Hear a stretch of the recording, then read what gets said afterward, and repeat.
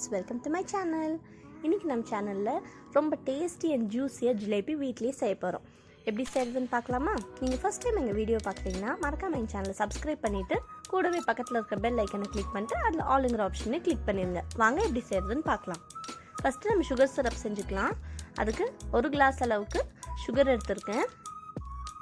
அது கூட 1.5 கிளாஸ் அளவுக்கு வாட்டர் ஆட் பண்ணிக்கலாம். ஓகே, இது வந்து ஒரு 10லேருந்து 15 நிமிஷம் வரைக்கும் நல்லா கொதிக்கட்டும். இந்த சுகர்லாம் நல்லா கரையட்டும். ஓகேவா?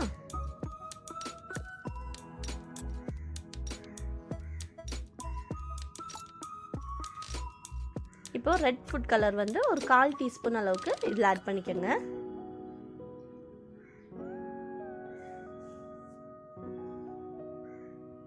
பாருங்கள், இப்போ நம்ம சுகர் சிரப் ரெடி ஆயிடுச்சு. பாருங்கள், இந்த அளவுக்கு இருந்தால் போதும். ரொம்ப திக்கெல்லாம் ஆக வேண்டாம், ரொம்ப ஸ்டிக்கியாகவும் இருக்க வேண்டாம். நம்ம இப்படி கையில் தொட்டு பார்த்தா இந்த மாதிரி இருந்தால் போதும்.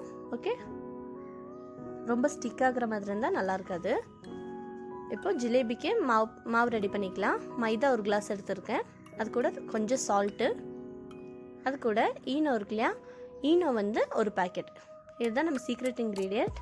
இது வந்து 1 பேக்கெட் போட்டு ஒரு 3/4 கிளாஸ் அளவுக்கு, நம்ம மைதா எடுத்தோம் அதே கிளாஸில் 3/4 கிளாஸ் அளவுக்கு தண்ணி எடுத்துக்கோங்க.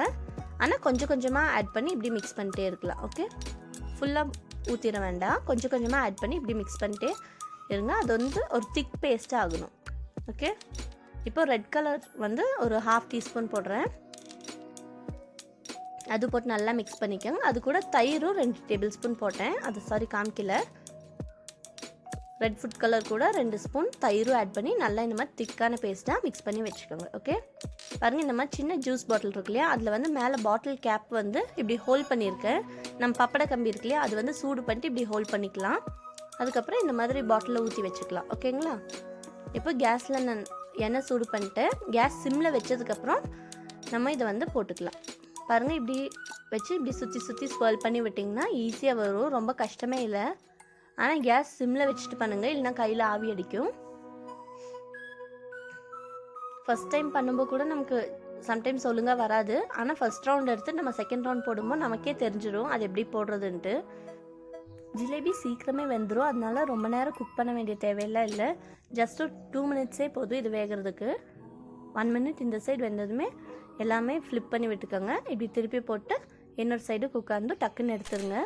ரொம்ப நேரம் குக் பண்ணிட்டு இருந்தீங்கன்னா பின்ன அது ப்ரௌன் கலர் ஆயிரும், டேஸ்ட்டும் நல்லா இருக்காது, கலரும் ரொம்ப நல்லா இல்லாமல் போயிடும். ஓகேவா?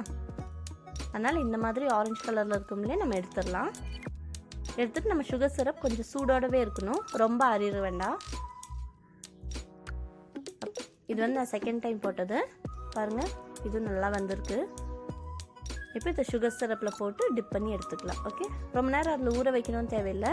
ஆனால் ஃபுல்லாக இது வந்து நல்லா டிப் பண்ணி 2 சைடுமே டிப் பண்ணி எடுத்து ஒரு பிளேட்டில் வச்சுக்கோங்க. ஓகே, பாருங்கள், இந்த மாதிரி டிப் பண்ணி வச்சுக்கோங்க. ரொம்ப டேஸ்டியாக இருந்துச்சு. இது நம்ம கடையில் வாங்குற அதே டேஸ்ட்டில் இருந்துச்சு. நீங்கள் கண்டிப்பாக ட்ரை பண்ணிட்டு அவங்க கமெண்ட்ஸ் என்கிட்ட ஷேர் பண்ணுங்கள் உங்களுக்கு எப்படி வந்துச்சுன்னு சொல்லிட்டு. நான் இதுக்கப்புறம் இன்னும் இந்த மாதிரி வீடியோஸில் போடுறேன். உங்களுக்கு எல்லாம் என் வீடியோ பிடிச்சிருந்ததுன்னா மறக்காமல் லைக் பண்ணுங்கள், ஷேர் பண்ணுங்கள், சப்ஸ்கிரைப் பண்ணுங்கள். தேங்க்யூ ஃபார் வாட்சிங்.